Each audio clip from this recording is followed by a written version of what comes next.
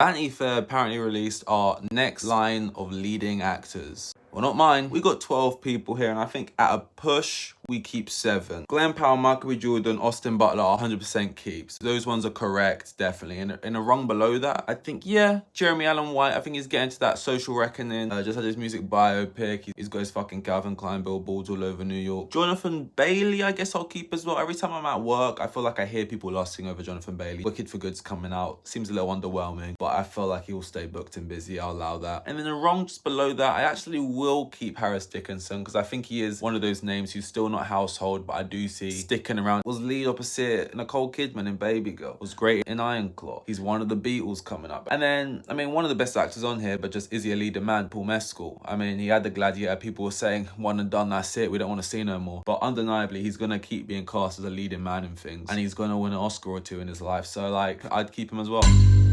Get out of here. Is it just because he's got like a movie or two out this year? Callum Turner. Is this just he just happens to be at the station at the right time as the train was going by, so he just hopped on? Because it's kind of crazy listing Callum Turner over some names that aren't on this list. Riz Ahmed, great actor. I just feel like, is he someone who we see enough in your everyday? He's kind of doing his own thing off to the sides most of the time. And then we're going to avoid Andrew Garfield because I think I agree with what most people are saying. He's kind of been at the top doing well for too long. We should be switching out some of these names for, yes, I agree, Jacob Elordi. I think Frankenstein has got everyone on board now. He's got Wuthering Heights coming out. He's opposite Margot Robbie. Timothée Chalamet. This is the only name where I'm like, some people aren't on this list because I don't think they were thought of or because they didn't line up basically with the film that's coming out of there soon. And some people aren't on here because I feel like Chalamet's the kind of guy I think maybe would have rejected something like this. The way he's been talking about his career recently, like wanting to mold it. I know I won't do TV, you know, he's trying to keep himself at a very high pedigree. Kind of how sometimes upcoming actors reject XXL freshman thing. I just feel like I could see him being like, I want to be seen as like a thing above the rest on my own. I'm trying to be the greatest, isn't that type shit. So like, I wouldn't be surprised. Robbie Patterson, like I said, I don't think this is an age specific thing. And I think more recently he's becoming like the guy. I don't know what he's been doing recently. And maybe, okay, this guy technically has won an Oscar, so maybe you can't put him in the category.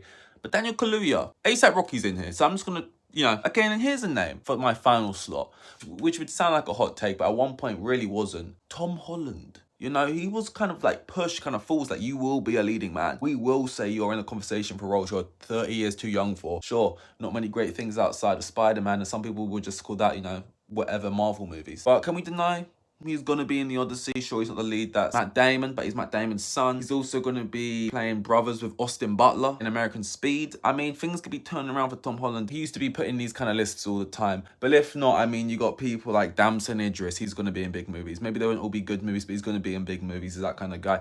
David Johnson. People just love David Johnson. The other two Beatles, Barry Keoghan and Joseph Quinn. Will Poulter.